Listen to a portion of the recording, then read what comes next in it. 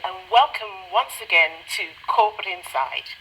Corporate Insight, of course, comes to you on Passion TV, channel 169 as you now know, and it's courtesy of Visage Communications. I'm your host, Seye Aina. Now, as always, on Corporate Insight, we invite the best of the best on our show. Successful entrepreneurs, leaders in our community, high achievers. Now tonight, it's very much the same, and we're concentrating on Nollywood for the first part of the show. And we have a very special, we deal with achievers, and I have the best of the best, well-known director, producer, and it gives me great pleasure to welcome on Corporate Insight Mr. Jeta Amata, who, as you know, is the director of the blockbuster film Amazing Grace. Welcome, Jeta. Thank you. You make me feel like a big star. You are. And of course, Jeta has just come in from Nigeria, especially for Corporate Insights. Welcome onto Corporate Insight. Now, Jeta, you come from a background of a family who are in the film industry. Is that how you got into the film industry? Through the family business, so to speak? Their help at the time, and I got it. My grandfather was a filmmaker. Yeah. My grandfather, Johnny Amata, he's passed on now, but he starred and co-wrote Africa's first colored feature film, which was done in 1957. It's called Freedom.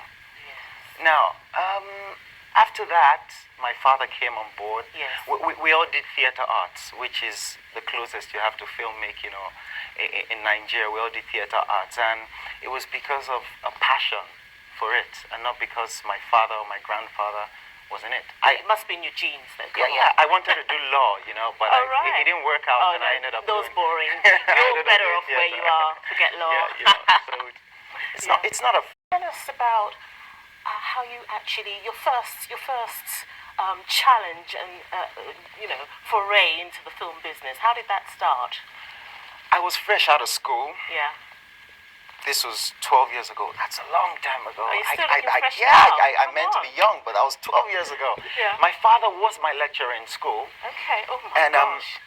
Then Nollywood just started. When was this? This was 95. Yes. Nollywood started in 93. Yeah. There were just about 5-6 films before mine at about that time. So I'd gotten out of school. While I was in my final year in school, all I was thinking about was getting into the business and all that. So I started writing my first script while doing my project in school at the same time. So did your father know? No, God, man, there's just no way to let him know something like that. Yeah.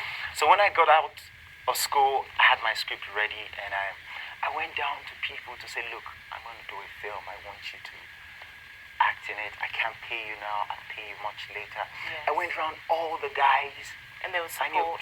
Yeah, they all said yes. They would, because I was the youngest at that time, so they all were more like, wow, would help him. So I got to everyone and then sent my father a letter telling him, I'm about doing a film. Yeah. And it would really, really be nice if you can come down. Yes. And 2 days after that, he came, and that was the biggest support I could get. I went down, got equipment from, it was Kling Studios. Yes, Kingsley Ogoro. He gave me equipment. I was like, I can't pay you now. I'll pay you much later. I needed some money to give artists, welfare and all that, feeding and all that. My grandmother gave me £100. It was really £100 then, because she had just come in from London. So, and that's what I started the film with. So you literally started off with a small budget? Yes, more like no budget. All right. Everyone ready to work for me, to collect their monies much later, and I got it done. Yes, and that's small, and then building. Yeah. You started, you had the vision, you had the ambition, and you started small, and you've built from then on. Now, looking at the rise of the Nollywood, as you say, it started, back in the 90s, and it has really more or less exploded, and you're really part of that story, I would say. Now, tell us about some of the other films that you've been involved in, that you have produced. Okay, my first film, that was in 1995, was called Glamour Boys. Yeah. Then I went on to do No More Food for the Gods. Yeah. It's some sort of like an epic. At that time, all the marketers wanted were just films with glamour, beautiful girls, well-dressed guys and cars and all that. So it didn't really work. They didn't want to do anything about it, you know. But I was lucky to get AIT, African Independent Television, there on board. Well, we love this, and then multi-choice, Mnet channels. Wow, we want something like this, because at that time it was the first epic film. So I didn't make much money from the guys at Dumota, but I made money from the TV stations and all. Then I went on to do the biggest flop of the Nigerian movie industry, which is called Alien Attack. I missed that one. But lots of people missed it. It was I tried doing science fiction. Yeah. I really started to hear about you was when you started doing some work for the BBC, I have to confess. Tell us about that. It was Nick Moran. Yeah. Lockstock Nick Moran. The BBC was going to use him to come to Nigeria to do a documentary on the Nigerian movie industry. Yeah. And that was about 3 years ago? Yeah, something like that. So the BBC got him films, Nollywood films to watch, to understand and know the kind of people he'd work with. Yeah. So one of I had a film amongst the films he saw, which is called Black Mamba. Actually directed it, but I played a tiny role, you know, this small role in it. So he saw me there and said, yes, this is the guy I'd love to work with. So he got to Nigeria, found me, and we became friends. And I produced it for the BBC and acted in it. He directed, and that's how we started.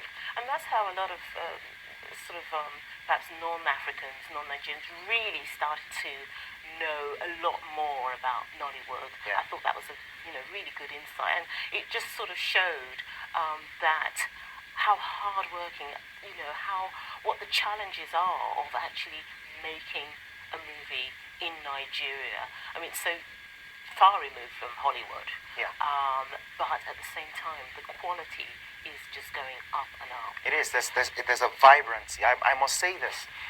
We have over 1,200 films coming into the market every year.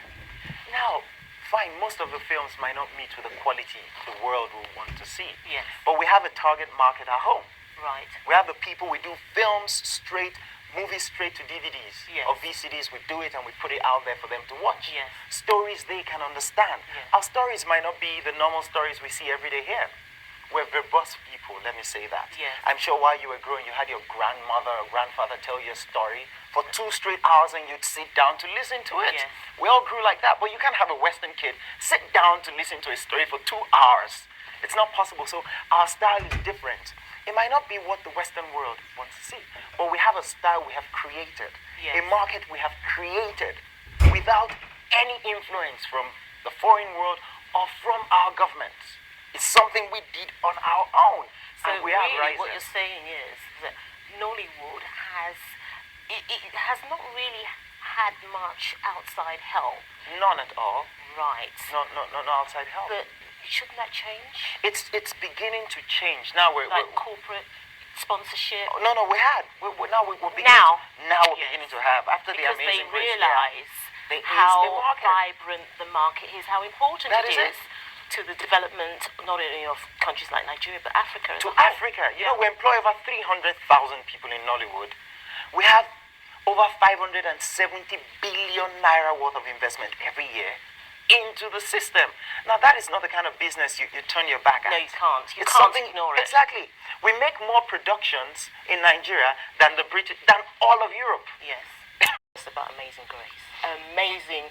If you haven't seen this, you really should. I was at the premiere at Leicester Square. Congratulations. That was fantastic. I mean, thank you very much. I almost didn't make it and I rushed there. And in fact, we took over Leicester Square that evening. Yeah, it was a Nigerian day. Yeah.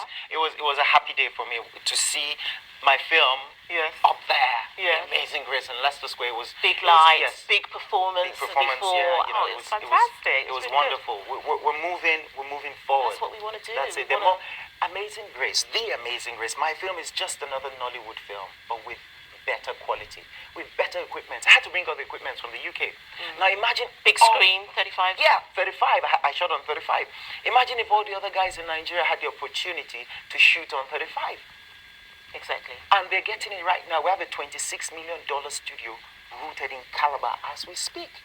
meaning that most of our jobs will be coming out of 35. Which studio is that? Is that Studio Tinapa. Oh, Tinapa, that's yes. right, yeah. We're working on it for years, but right now, it's on.